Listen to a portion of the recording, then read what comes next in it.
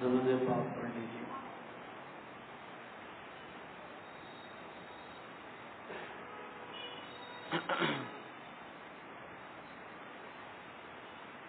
الحمد للہ الجبار والصلاة والسلام على رسوله المختار وعلى آله الأطهار وأصحابه الأخيار إلى يوم القرار، أما بعد، قال الله تبارك وتعالى في القرآن المجيد والفرقان الحميد: أعوذ بالله من الشيطان الرجيم، بسم الله الرحمن الرحيم، يا أيها الناس اتقوا ربكم الذي خلقكم من نفس واحدة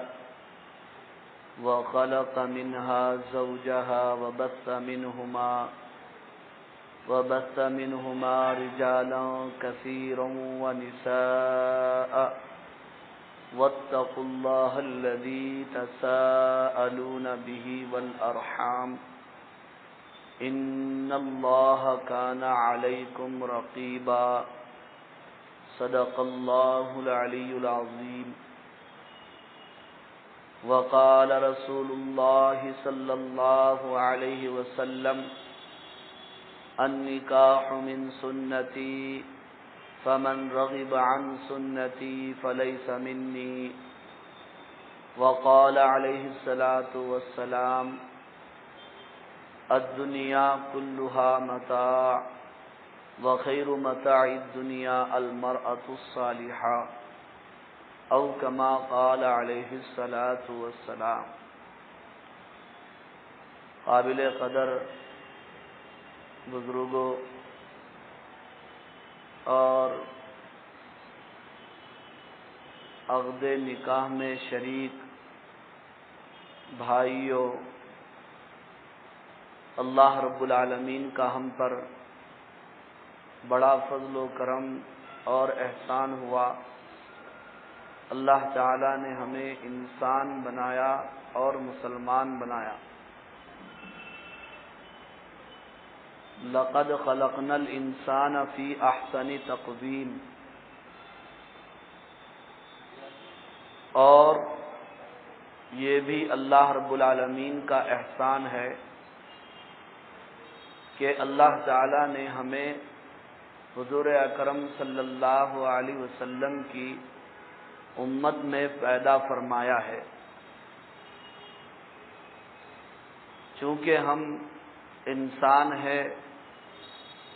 شریعت کے مکلف ہیں، اللہ تعالی نے ہمیں اپنی عبادت اور معرفت اور پہچان اور اطاعت کے لیے پیدا فرمایا ہے۔ اللہ تعالی خود قرآن مجید میں ارشاد فرماتے ہیں: وَمَا خَلَقْتُ الْجِنَّ وَالْإِنسَ إِلَّا لِيَعْبُدُونَ، کہ ہم نے جنات کو اور انسانوں کو اپنی عبادت کے لیے پیدا کیا ہے۔ تو ہمارا کام اللہ تعالیٰ کی اطاعت، اللہ تعالیٰ کی عبادت ہے دنیا میں، اور اللہ تعالیٰ ہی کے حکم سے حضور اکرم صلی اللہ علیہ وسلم جو آخری پیغمبر ہیں، ہم آپ کے امتی ہیں، تو آپ کی اطاعت بھی ہمارے لیے لازم اور ضروری ہے۔ قل ان کنتم تحبون اللہ فاتبعونی یحببکم اللہ، اے پیغمبر صلی اللہ علیہ وسلم آپ کہہ دیجئے کہ اگر تم اللہ تعالی سے محبت کرنے کا دعویٰ کرتے ہو تو میری اتباع کرو، یحببکم اللہ، تو تم اللہ تعالی کے محبوب بن جاؤ گے۔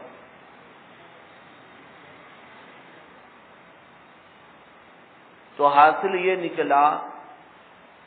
کہ جب ہم اپنے آپ کو مسلمان ہونے کا دعویٰ کرتے ہیں اور مومن ہونے کا دعویٰ کرتے ہیں، تو اس دعوے کی دلیل اور اس دعوے کا ثبوت ہماری زندگی میں اللہ تعالیٰ کے احکام اور اللہ کے نبی کے طریقے اور فرمان ہونا چاہیے، تبھی جا کر ہم حقیقی معنی میں مسلمان اور مومن کہلانے کے مستحق ہوں گے اور ہمارا دعویٰ سچا ہوگا، تبھی ہم سچے معنی میں غلام رسول اور عاشق رسول کہلانے کے مستحق ہوں گے۔ ہمیں اللہ تعالیٰ کی اطاعت کہاں سے کرنا ہے اور کہاں تک کرنا ہے، کب سے کرنا ہے اور کب تک کرنا ہے، تو ظاہر بات ہے ماں کی گود سے لے کر قبر کی گود تک اللہ کا حکم اور نبی کا طریقہ ہونا چاہیے ہماری زندگی کے ہر پہلو میں، ہماری زندگی کے ہر گوشے میں، سر کے بال سے لے کر پیر کے ناخنوں تک، صبح سے لے کر شام تک کی پوری زندگی اللہ تعالیٰ کے حکم کے مطابق اور نبی کے طریقے کے مطابق ہے تو ہم کامیاب ہیں، ورنہ کامیاب نہیں ہیں۔ اسی لیے اللہ رب العالمین نے قرآن مجید میں ارشاد فرمایا، یا ایھا الذین آمنوا ادخلوا فی السلم کافہ، اے ایمان والو تم اسلام میں مکمل داخل ہو جاؤ، گھر میں بھی مسلمان رہو، بازاروں میں بھی مسلمان بن کر رہو، دکانوں میں بھی مسلمان بن کر رہو، معاملات میں مسلمان بن کر رہو، ملازمت میں مسلمان بن کر رہو، تجارت میں مسلمان بن کر رہو، مزدوری میں مسلمان بن کر رہو، اور یہاں تک کہ تمہاری شادی وہ بھی اسلام کے مطابق ہونا چاہیے اور تم اس میں بھی مسلمان بن کر رہو۔ نکاح اور اسلام آپس میں لازم اور ملزوم ہے۔ انبیاء اکرام علیہم الصلوۃ کی سنت ہے اور خود آپ صلی اللہ علیہ وسلم کی سنت ہے، آپ نے خود بیان فرمایا النکاح من سنتی فمن رغب عن سنتی فلیس منی، نکاح میری سنت ہے، جو اس سے منہ موڑے گا وہ میرا نہیں ہوگا۔ اور ایک حدیث میں کہا گیا کہ نکاح نصف ایمان یعنی آدھا ایمان ہے، اور ایک حدیث میں یہ کہا گیا کہ نکاح اور شادی کی وجہ سے آدمی کے نگاہوں کی حفاظت ہوتی ہے اور وہ عفت اور پاک دامنی کی زندگی گزارتا ہے، گناہوں سے محفوظ وہ زندگی گزارتا ہے نکاح کے نتیجے میں۔ تو اب یہ نکاح اور شادی اور سنت کے مطابق ہوگی تو وہ سنت ہوگی، عبادت ہوگی۔ نکاح اور شادی اگر سادی نہ ہو اور اس میں خرافات ہوں، بیجا رسوم اور رواج ہوں، شریعت و سنت کے خلاف طریقے اس کے اندر پائے جائیں، جائز اور ناجائز کو نہ دیکھا جائے اور وہی اپنی پرانی جو رسومات ہیں اسی کو انجام دیا جائے اور وہی عورتوں کے طریقوں کو اس میں لاگو کیا جائے، ہم مسجد میں سن کر ساری چیزوں کو مسجد میں چھوڑ دیں اور گھر میں جا کر عورتوں کی سنیں، تو پھر وہ شادی نہیں ہوگی، وہ سنت نہیں ہوگی، وہ عبادت نہیں ہوگی، وہ نبی کا طریقہ نہیں ہوگا، اس میں بجائے ثواب ملنے کے عند اللہ پکڑ ہوگی، گرفت ہو۔ دنیا تو چند روزہ ہے، عارضی ہے، فانی ہے، ابدی اور سرمدی اور باقی زندگی وہ تو موت کے بعد کی زندگی۔ کل من علیہا فان ویبقى وجہ ربک ذو الجلال والاکرام، پوری کائنات فنا ہونے والی ہے اور باقی رہنے والی ذات تو وہ اللہ رب العالمین کی ہے۔ چند دنوں میں ہمیں اللہ کے پاس حاضر ہو کر اپنے سارے اعمال کا جواب دینا ہے، اور وہی احساس اور وہی یقین اور وہی ایمان آدمی کو شریعت اور سنت پر چلاتا ہے، اور اگر وہ ایمان اور وہ یقین نہ ہو اس کی زندگی میں، تو پھر وہ جو ہے اس کے اندر ریاکاری کا جذبہ پیدا ہوتا ہے،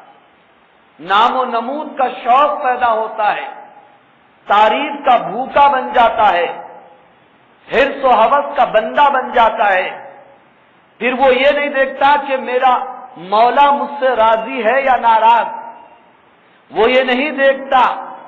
کہ میں ایک امتی ہو کر اپنے نبی کے طریقے کو چھوڑ رہا ہوں یا پکڑ رہا ہوں، وہ یہ نہیں سوچتا، اس لیے کہ اس کے سامنے صرف اس کی شہرت ہے اور اس کی ریاکاری کے جذبے ہیں، نام و نمود کے جذبے ہیں اس کے اندر۔ آج شادی بیاہوں میں، تقریبات میں، دعوتوں میں جو سب سے بڑا جذبہ کام کر رہا ہے وہ ریا اور نمود کا جذبہ ہے کہ اگر میں یہ نہیں کروں گا تو خاندان میں میری ناک کٹ جائے، میں وہ نہیں کروں گا تو دنیا مجھ پر تھوکے گی، کتنا بخیل ہے، کتنا کنجوس ہے، کتنا مکھی چوس ہے، اگر میں یہ کروں گا شادی میں اتنے آئٹم بناؤں گا، اتنے ڈش میں تیار کروں گا، اتنے میٹھے میں بناؤں گا تو دنیا کھائے گی اور میرے نام کا مالا جپے گی اور میرے نام کی وہ تسبیح پڑے۔ یہ جذبے کار فرما ہے، دلوں کے اندر سینوں میں یہ جذبے پک رہے ہیں، جس کی بنیاد پر کیا ہو رہا ہے کہ صاحب وہ ایسا کیا، میں کچھ کم ہوں، میں بھی اس سے زیادہ کر کے بتاؤں۔ وہ ایک کھانا بنایا، میں 2 بناؤں گا، وہ 3 بنایا، میں 4 بناؤں گا، وہ 2 قسم کے میٹھے بنایا ہے، میں 4 قسم کے میٹھے بنا کر دنیا کو بتا دوں گا کہ میں بھی کتنا بڑا امیر ہوں، میں بھی کتنا بڑا دل والا ہوں، اور میرے ہاتھ بھی تو کتنے کھلے ہیں دنیا کو بتانے کے۔ لیکن ایک مسلمان جو کلمہ پڑھنے والا، جو اللہ پر ایمان رکھنے کا دعویٰ کرنے والا اور حضور اکرم صلی اللہ علیہ وسلم کے امتی ہونے کا دعوے دار ہے، اس کے دل میں کبھی یہ خیال نہیں آتا کہ اس سے میرا مولا ناراض ہو جائے گا، جس نے مجھے پیدا کیا، جو میری ضروریات کو پوری کرنے والا ہے، اور حضور اکرم صلی اللہ علیہ وسلم کو ٹھیس پہنچے گی، آپ کی دل چکنی ہوگی، آپ کو تکلیف پہنچے گی۔ کل حشر کے میدان میں میں حضور اکرم صلی اللہ علیہ وسلم کو کیا منہ دکھاؤں گا، اس کا احساس ہی نہیں۔ اور جس کے دل میں یہ احساس ہوتا ہے وہ کسی کی نہیں سنتا،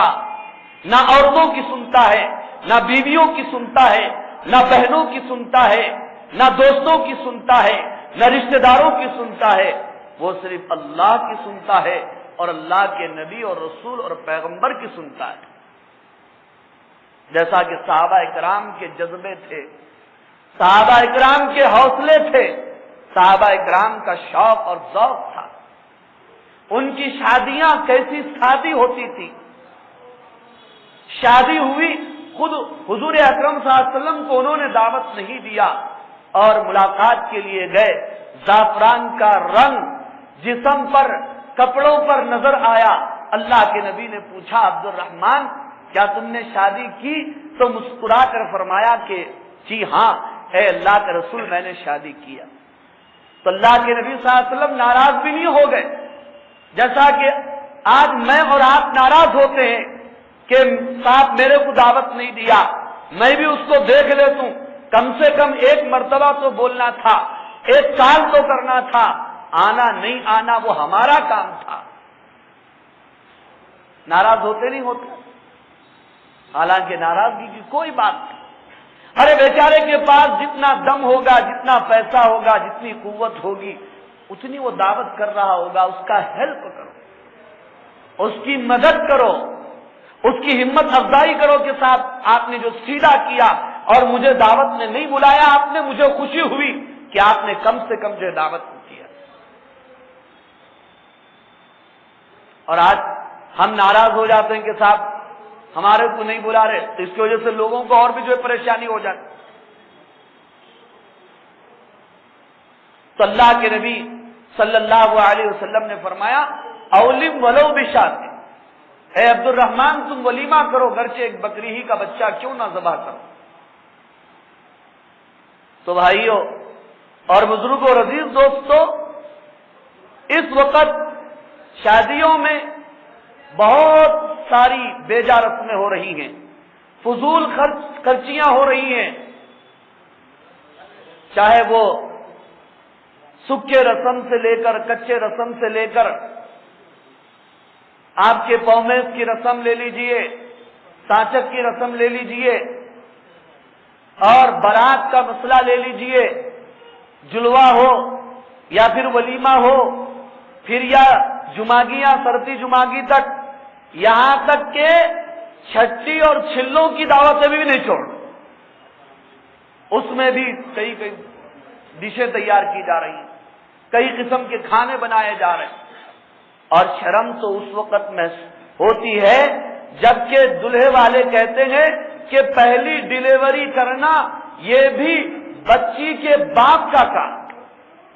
بچے تم پیدا کرو اور خرچہ جو ہے بچی کا باپ اٹھائے، یہ شرم و حیا کی بات، یہ چلو بھر پانی میں ڈوب کے مرنے کی بات ہے۔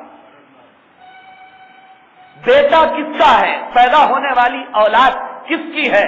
باپ کون کہلاتا ہے، اور خرچہ کون اٹھا رہا ہے، اور کس کی یہ ذمہ داری ہے؟ کیوں نہیں کھڑے ہوتے چند لوگ،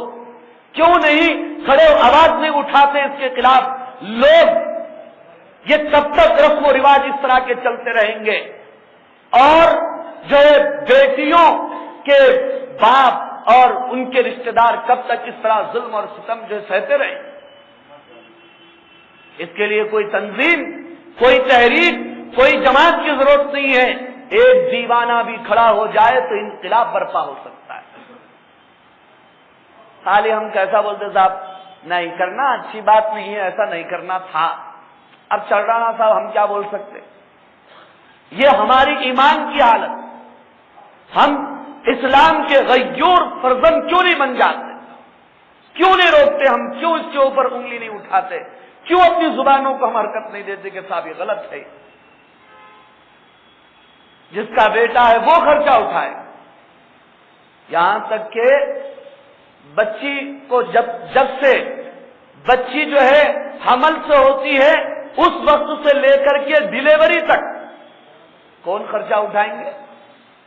بولو نا بھائی، نئی بات تو نہیں بولو نا میں، بچی کا باپ اٹھائے گا خرچہ، اور خرچہ بھی کیسا؟ شرط لگاتے ہم فلاں دواخانے میں بتا رہے ہیں، وہ دواخانے میں بتانا، ویسا بتانا، اس طرح کی شرطیں لگائی جاتی جو ناجائز حرام ہے، اسلام میں اس کی کوئی گنجائش نہیں۔ تو ایک دو نہیں، اس طرح شادیوں کے سلسلے میں کئی ایک رسم رواج، چاہے گھوڑے جوڑے کی رقم ہو، پھر چاہے جہیز کا معاملہ ہو، پھر چاہے اور بھی معاملات بے شمار، خالی منگنا ایک چل رہا ہے۔ اس لیے یہ ساری چیزیں ختم ہونا چاہیے۔ آج ہم نے ان رسوم اور رواج کو نہیں چھوڑا اور شادیوں کو ہم نے سنت کے مطابق نہیں کیا تو اس کا انجام کیا ہوا؟ دشمنوں کو زبان کھولنے کا موقع مل گیا۔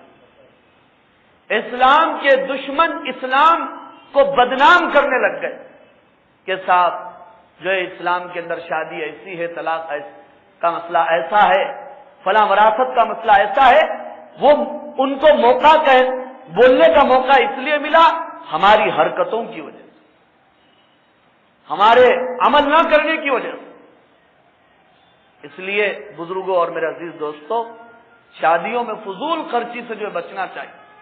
فضول خرچی کرنے والا وہ شیطان کا بھائی ہے۔ ان المبذرین کانوا اخوان الشیاطین، کہ فضول خرچی کرنے والے شیطان کے بھائی ہیں۔ اگر آپ کو آ کر بول دے کہ صاحب آپ شیطان کے بھائی ہیں تو آپ لال پیلے ہو جائیں گے، ان کا دماغ خراب ہو گیا، لیکن عمل تو ایسا کر رہے ہیں جس سے ثابت ہو رہا ہے آپ شیطان کے خلیرے بھائی نہیں بلکہ پکے سگے بھائی۔ کسی بھی بہن سے آپ کہہ دیں کہ آپ شیطان کی بہن ہیں، وہ غصے میں آ جائے گی، لیکن کام ایسے کر رہی ہے جس سے معلوم ہو رہا ہے وہ شیطان کی حقیقی بہن۔ قرآن مجید یہ کہتا ہے کہ فضول خرچی کرنے والے شیطان کے بھائی اور بہن۔ اور اللہ کے نبی صلی اللہ علیہ وسلم نے بیان فرمایا وہ نکاح، وہ شادی بہت ہی برکت والی ہے جس میں کم سے کم خرچ ہو، کم سے کم خرچ ہو۔ آج فضول خرچی کی وجہ سے کیا ہو رہا؟ مالدار لوگ تو بہت پیسہ اڑا رہے ہیں، فضول خرچی کر رہے ہیں، لیکن غریب لوگ بیجا نام و نمود کے لیے سود پر بڑی بڑی رقمیں لے کر، بڑے بڑے قرضے لے کر شادیاں کر کے پوری زندگی بھر کے لیے سود کی لعنت میں پڑ کر جو ہے کنگال ہو جاتا، پھر تو دے سب کے سامنے جو ہے سوالی بن کر کھڑے ہو جاتے۔ یہ کہاں؟ دو چیزوں میں، ایک تو گھروں کے بنانے میں اور دوسرے شادیوں میں بے جا پیسہ جب خرچ ہوا تو پھر قرضوں کی لعنت میں امت جو ہے مبتلا۔ حالانکہ کہا تو یہ گیا تھا کہ تمہاری جتنی چادر ہو اتنا ہی پیر پھیلانا چاہیے، لیکن ہم حد سے زیادہ کرتے، قرضے لیتے، قرضے لے کر کے جو ہے گھنٹے 2 گھنٹے کے لیے ہم جو ہے اپنے پیسے جو ہے خراب کر دیتے۔ تو بہرحال بزرگوں اور عزیز دوستوں، اس وقت مجھے حکم دیا گیا تھا کہ نکاح کی اس محفل میں اور عقد کی اس محفل میں ایجاب و قبول تک میں آپ سے جو ہے گفتگو کروں، قبل اس کے کہ وہ مرحلہ پورا ہو۔ میں آپ کے سامنے نکاح سے متعلق، بلکہ خطبہ نکاح سے متعلق 1-2 اور باتیں عرض کر دیتا ہوں۔ نکاح میں بہت ساری چیزیں سنت ہیں، مثال کے طور پر جمعہ کے دن کرنا بہتر ہے، جمعہ کے دن بھی عصر کی نماز کے بعد، اور اسی طرح نکاح مسجد میں کرنا بہتر ہے، مستحب ہے، اس لیے کہ مسجد میں نکاح ہوگا تو پھر گانے بجانے یہ شیطانی حرکتیں کچھ نہیں ہوں، پھر مسجد میں رحمت برستی ہے اور نیک لوگ حاضر ہوتے ہیں، ہونے والے جوڑے کو دعائیں ملتی ہیں اور برکتیں جو ہے حاصل ہوتی۔ اس لیے زیادہ سے زیادہ کوشش کیجئے کہ نکاح اور شادی مسجد کے اندر کریں۔ اب یہاں پر نہ ناچ گانا چل سکتا ہے، نہ بجانا ہو سکتا ہے، نہ جو ہے تصویر کشی ہو سکتی ہے، نہ ویڈیو گرافی ہو سکتی ہے، سیدھا سادہ جو ہے معاملہ ہے۔ میں مبارکبادی دیتا ہوں نوشا کو اور نوشا کے بھائیوں کو اور ان کے والدین کو کہ مسجد میں آپ نکاح کر رہے ہیں، یہ بہت بڑا۔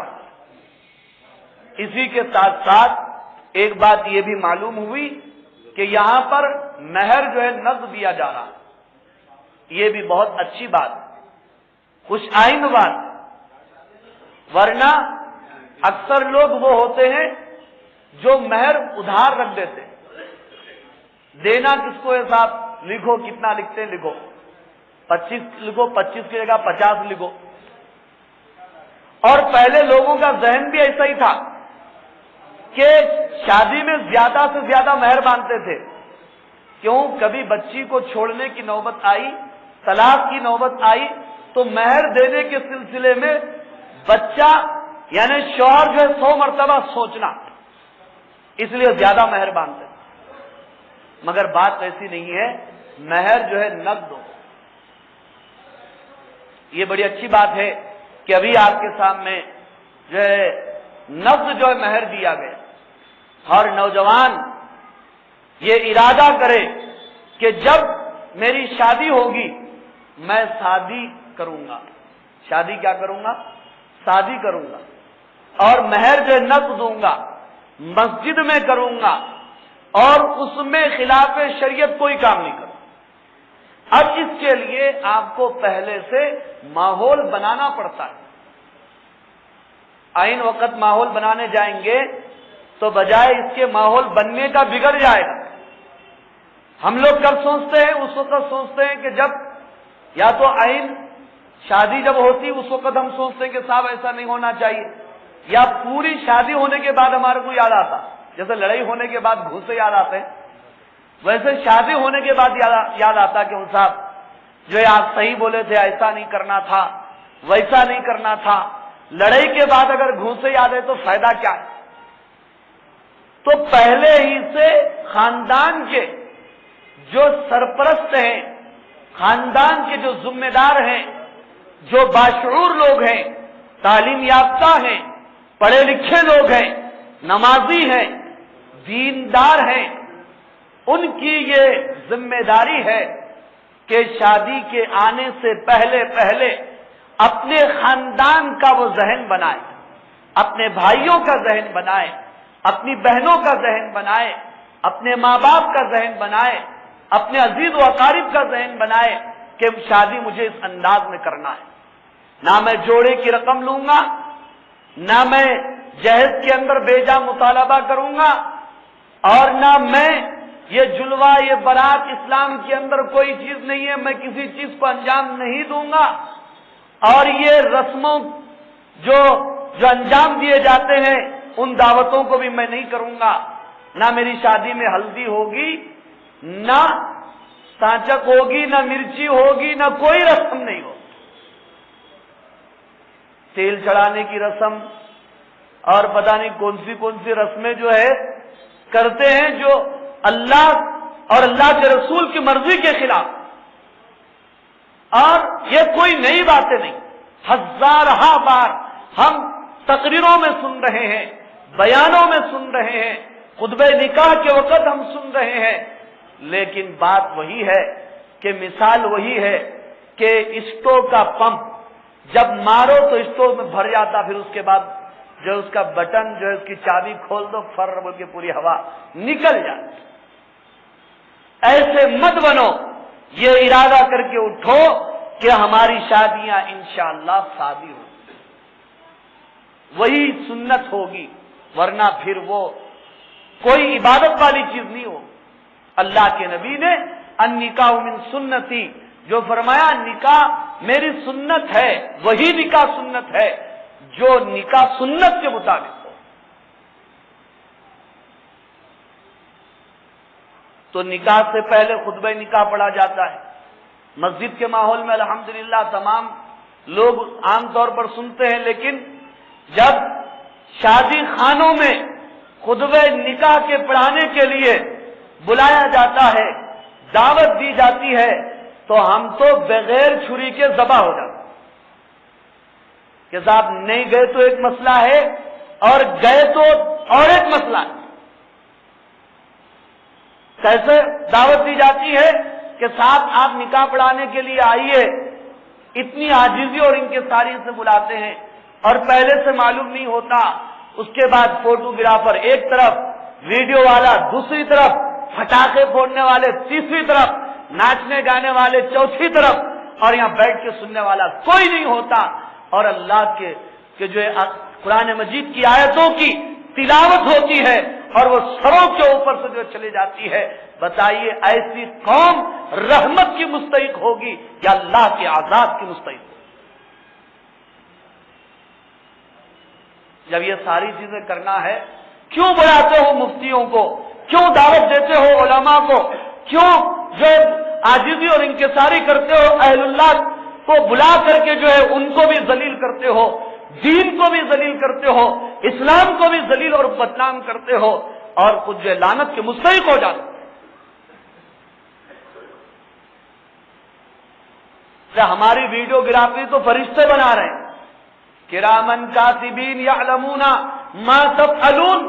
کرامن کاتبین جو کاندھوں پر ہے وہ ہمارے ہر عمل کو ہمارے نامہ اعمال میں نوٹ کر رہے ہیں، ہم کیا غلط کیا صحیح کر رہے ہیں۔ کل حشر کے میدان میں نامہ اعمال دیا جائے گا اور اللہ کہیں گے اقرا کتابک کفا بنفسک الیوم حسیبا، اپنا نامہ اعمال تو خود پڑھ، تو خود فیصلہ کر کہ تجھے جنت میں جانا چاہیے یا جہنم میں جانا چاہیے، میں حساب نہیں کروں گا، تو خود حساب کر۔ جنہوں نے نیک اعمال کیا نامہ اعمال ان کو سیدھے ہاتھ میں دیا جائے، اور جنہوں نے بد اعمال جو ہے برے اعمال کیے ان کو بائیں ہاتھ میں دیا جائے۔ فَأَمَّا مَنْ أُوتِيَ كِتَابَهُ بِيَمِينِهِ فَيَقُولُ هَاؤُمُ اقْرَءُوا كِتَابِيَهْ إِنِّي ظَنَنْتُ أَنِّي مُلَاقٍ حِسَابِيَهْ فَهُوَ فِي عِيشَةٍ رَاضِيَةٍ، نامہ اعمال سیدھے ہاتھ میں ملا، وہ لوگوں کو دکھاتے پھرے گا، اے لو میرا نامہ اعمال پڑھو، میں کامیاب ہو گیا، وہ عیش و آرام کے باغوں میں رہے گا۔ وَأَمَّا مَنْ أُوتِيَ كِتَابَهُ بِالشِّمَالِ، اور خدا نہ خواستہ کسی کو نامہ اعمال بائیں ہاتھ میں مل گیا، فَيَقُولُ يَا لَيْتَنِي لَمْ أُوتَ كِتَابِيَهْ وَلَمْ أَدْرِ مَا حِسَابِيَهْ، اے کاش کے نامہ اعمال مجھے نہ دیا جاتا، اے کاش کے مجھے معلوم ہی نہیں ہوتا کہ حساب کیا چیز۔ تو بھائیوں، بزرگوں اور عزیز دوستو، اس کے لیے ہمیں جو ہے تیاری کرنا ہے۔ یہ دین ہے، شادی بھی دین ہے، نکاح بھی دین ہے، ازدواجی زندگی گزارنا بھی دین ہے، شریعت ہے، عبادت ہے، اگر ہم شریعت اور سنت کے مطابق کریں۔ خطبہ نکاح جب پڑھا جاتا ہے اس کے اندر عام طور پر 3 آیتیں، 3 آیتوں میں مشترکہ طور پر جو بات بیان کی گئی ہے وہ ہے تقوی کی، اور خطبہ نکاح میں ان 3 آیتوں کی تلاوت فرما کر اللہ کے نبی نے ہونے والے دلہے کو، ہونے والی دلہن کو اور دونوں خاندان والوں کو یہ حکم دیا اور یہ نصیحت فرمائی کہ جس کی زندگی میں تقوی ہوگا وہ کامیاب ہوگا، بلکہ یہ بتایا گیا کہ میاں اور بیوی دونوں تقوی کی زندگی گزاریں گے تو جنت سے پہلے ان کی زندگی جنت بن جائے، دونوں خاندانوں میں الفت پیدا ہوگی، دونوں قبیلوں میں محبت پیدا ہوگی۔ اور اگر زندگیوں میں تقوی نہیں رہا، زندگیوں میں تقوی نہیں رہا، نہ شوہر کی زندگی میں تقوی، نہ بیوی کی زندگی میں تقوی، نہ یہ خاندان میں تقوی، نہ وہ خاندان میں تقوی، تو فرمایا کہ پھر جہنم سے پہلے زندگی جہنم بن جائے۔ یہ حقیقت ہے، یہ تجربہ ہے کہ جن زندگیوں میں دین ہے ان کی زندگیاں جنت ہے، ان کے گھر جنت ہے، پرسکون زندگیاں گزر رہی ہیں، اور جہاں تقوی نہیں ہے، جس شوہر کی زندگی میں، جس بیوی کی زندگی میں، اور جس خاندان میں دین نہیں ہے، تقوی نہیں ہے، وہاں روزانہ لڑائی جھگڑے، اختلافات، آپس میں دست و گریبان، گلے شکوے، یہاں تک کہ نوبت قتل و غارت گری تک جو ہے پہنچ جاتی ہے۔ یہ کیوں؟ تقوی نہ ہونے کا نتیجہ ہے۔ اس لیے ان 3 آیتوں کی خاص طور پر تلاوت کر کے خطبہ نکاح میں حاضرین محفل کو، حاضرین مجلس کو عموماً اور ہونے والے دونوں خاندانوں کو، میاں بیوی کو خصوصاً یہ نصیحت کی گئی کہ یہاں سے تم تقوی کی زندگی گزارو، صبر کی زندگی گزارو، تو پھر وہ محبت ملے گی، وہ تمہیں وہ پیار ملے گا آپس کے اندر، تم لفظوں میں اس کو بیان نہیں کر سکتے۔ آدمی پریشان ہوتا ہے باہر تو سکون حاصل کرنے کے لیے گھر میں جاتا ہے، اگر گھر میں بھی اس کو سکون نہ ہو تو پھر کہاں جائے؟ وہ کسی شاعر نے شعر کہا ہے، قبر میں جانے کے بعد مردہ جب پریشان ہو جاتا ہے، اب تو یہ کہتے ہیں گھبرا کے، کوئی شعر ذہن میں آیا تھا نکل گیا کہ جو ہے اس سے اس کا مفہوم یہ ہے کہ اب یہاں بھی جو ہے پکڑ ہو گئی قبر کے اندر، تو اب کہاں جائے؟ باہر سے آدمی ستایا ہوا گھر کے اندر آیا،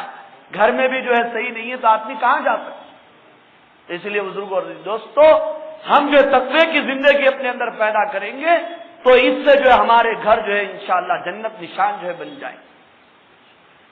اکثر میاں بیوی کے درمیان جھگڑے چلتے ہیں، اختلافات ہوتے ہیں روزانہ، ویسے سرسری طور پہ تو بہت سننے میں آتے ہیں، خصوصی طور پر بھی سننے میں آتے ہیں، اس کی مین جڑ کیا ہے؟ اس کی مین جڑ یہ ہے کہ زندگیوں میں اللہ کا دین اور تقوی نہیں، اس کی بنیاد پر یہ جھگڑے ہوتے ہیں۔ اگر اللہ کا ڈر اور خوف آ گئے، بیوی کے دل میں اللہ کا ڈر اور خوف ہے، یہ میرا شوہر ہے، میرا سرتاج ہے، میرا مجازی خدا ہے، یہ شریک حیات ہے، یہ وہ ہے جس کے بارے میں اللہ کے نبی نے فرمایا غیر اللہ کے لیے اگر سجدہ جائز ہوتا تو میں بیویوں کو حکم دیتا وہ شوہروں کے سامنے سجدہ کرے، لیکن غیر اللہ کے سامنے سجدہ کرنا حرام ہے، اس لیے میں بیویوں کو حکم نہیں دیتا کہ شوہروں کے سامنے سجدہ کرے۔ اگر بیوی کو یہ بات سمجھ میں آ گئی تو وہ شوہر کے آنکھ میں آنکھ نہیں ملا سکتی، وہ شوہر کے سامنے اپنی زبان کو کھول نہیں سکتی۔ اور اگر ایسے ہی شوہر دیندار ہو، اس کو یہ پتا ہو کہ یہ بیوی ہے، یہ بھی کسی کی بیٹی ہے، یہ بھی کسی کی بہن ہے، سب چھوڑ کر میرے پاس یہ آئی ہے، میں اس کو کیسے تکلیف پہنچا سکتا ہوں؟ اس کو یہ پتا ہوگا اللہ کے نبی نے فرمایا تم میں سب سے زیادہ اچھے اخلاق والا وہ ہے جو تم میں سب سے زیادہ اپنی بیویوں کے ساتھ اچھا سلوک کرنے والا ہے۔ اس کو یہ پتا ہوگا تو کیسے جو ہے اپنی بیوی کو نقصان پہنچا سکتا ہے، اس کے اوپر جھنڈے برسا سکتا ہے اور جو ہے اس کو برا بھلا کہہ سکتا ہے، ظلم و ستم کر سکتا ہے۔ تو بہرحال بزرگوں اور عزیز دوستو، مغرب کا وقت ہو رہا ہے، انہی چند باتوں پر میں اپنی گفتگو کو ختم کرتا ہوں اور دعا کرتا ہوں کہ اللہ تبارک و تعالی اس ہونے والے عقد کو قبول فرمائے اور دونوں میاں بیوی کے درمیان محبت و الفت پیدا فرمائے، دونوں خاندانوں کے درمیان الفت و محبت پیدا فرمائے اور نیک اور صالح اولاد عطا فرمائے۔ وآخر دعوان الحمدللہ رب العالمین۔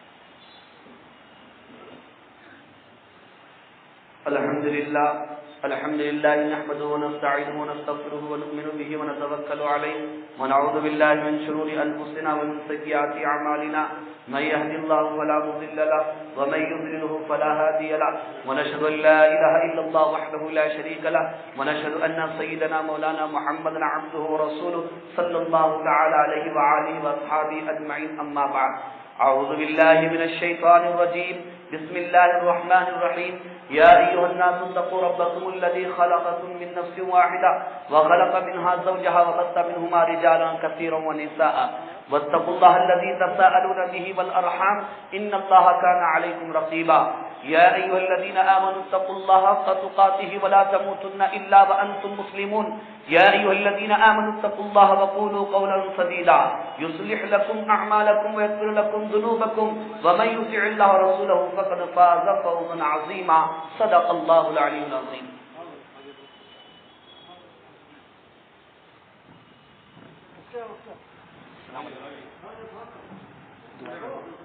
آپ دعا کیجیے،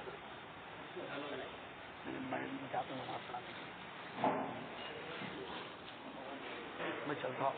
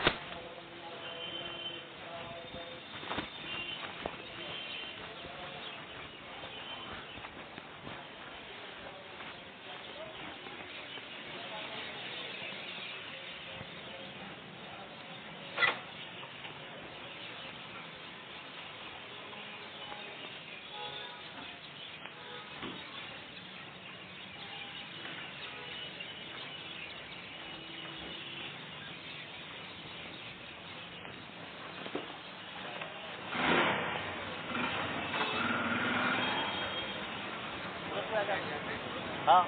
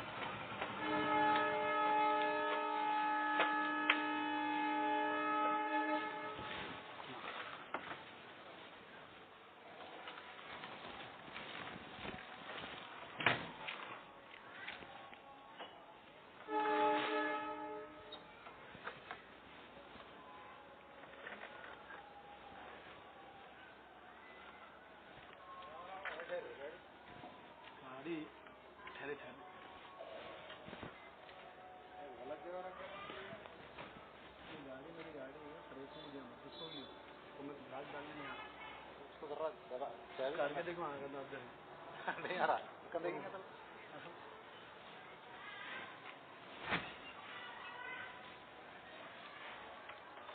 اردو پڑھانے گیا تھا